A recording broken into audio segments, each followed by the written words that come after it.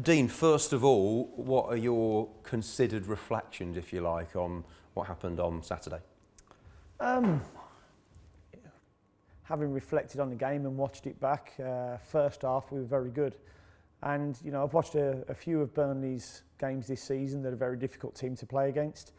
And in the first half, it's probably as big a beating as they've had from what I've seen this season so far, in terms of the domination that we had in the game. And, you know, we had a header after 3 minutes from John McGinn that he put over, he probably should have scored.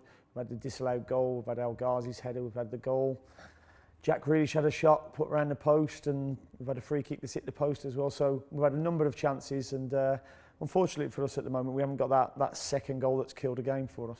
It's one of those situations, isn't it? As you well know, it's a results industry.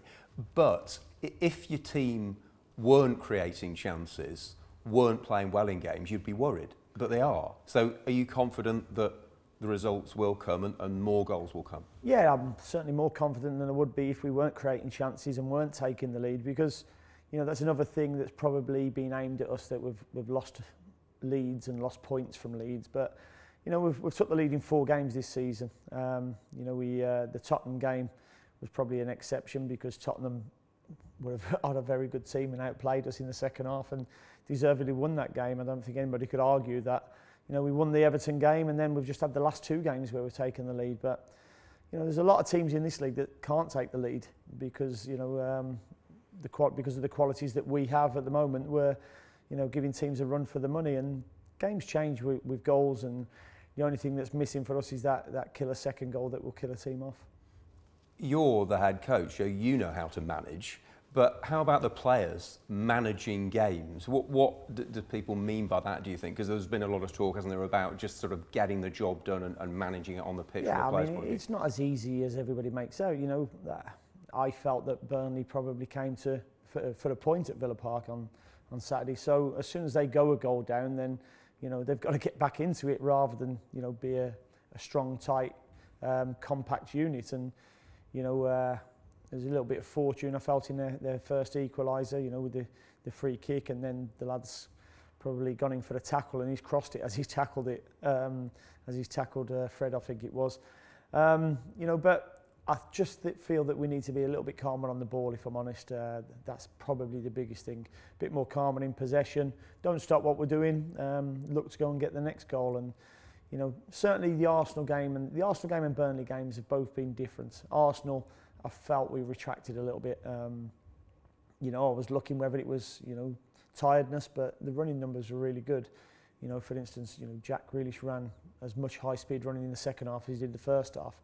So it just shows you that they weren't dropping off, and it weren't tiredness. I thought that was more the mentality. The Burnley game wasn't. The Burnley game was, you know, they've, you know, chucked a ball up there, and there's probably 5 or 6 mistakes before they scored that second goal, and if any one of them mistakes had been corrected, they wouldn't have scored.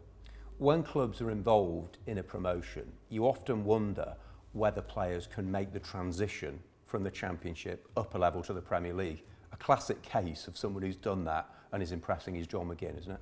Oh, he's been outstanding, especially, you know, on Saturday against Burnley. I think Cork probably has to come off. He was that good in the first half. You know, his performance levels have been really up there, and you know, he's deservedly getting the accolades at the moment from everybody, because, you know, his performances have just carried on from the Championship last season. And, you know, there's people who are starting to catch him up as well. I thought Nakamba was very good. You know, only his 3rd start, and you know, again, first half he was pushing John McGinn, but John's performance has been outstanding. It just shows that, you know, the step up can be, you know, quite easy for some people. And the way he conducts himself, can he be an inspiration to the rest of the team, John? I think he is. I think, you know, his all-action style, the way he plays, the way he conducts himself. He's a likeable character in the dressing room. He's, you know, a little bit of a joker as well, and, you know, well liked, certainly by our supporters as well. What's the injury and fitness situation after the weekend? Tyrone had a whack on the shin, but Tyrone's fine. He's trained since. Matt Targett hasn't trained, but I would expect him to be back training on Wednesday. You know, he doesn't look, nothing showing up on the scan in terms of a hamstring injury, which is really pleasing. But he certainly felt something, so we're going to have to be very cautious with him, and he'll start training Wednesday ready for the Norwich game. James Chester, I've spoke about, he needs more minutes, which we're going to get some game time into him.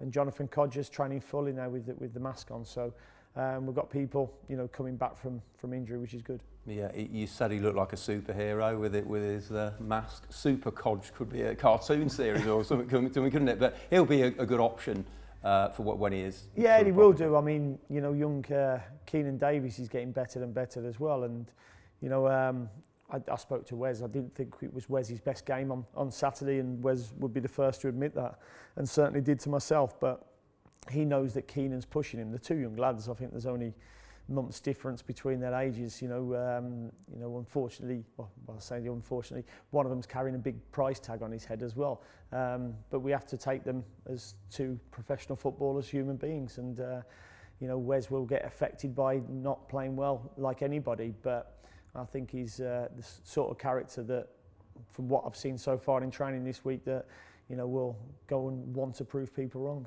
You mentioned Matt Targett there. Really promising stuff from him, both in the Carabao Cup at Brighton and in the league against Burnley. Yeah, I mean, you know, his performance against Brighton was what pushed me into putting him in. I thought it was very harsh on Neil Taylor, and I told Neil that on Friday when, you know, I left him out, because I thought defensively the team's done really well, and Neil Taylor's been part of that back four that's been very good. But I thought Matt Targett's performance, I saw reasons why we went and spent the money we did for him. Very, very good on the football, especially in the final third as well. And you saw the cross he put in for John McGinn after 4 minutes to realise the quality that he's got.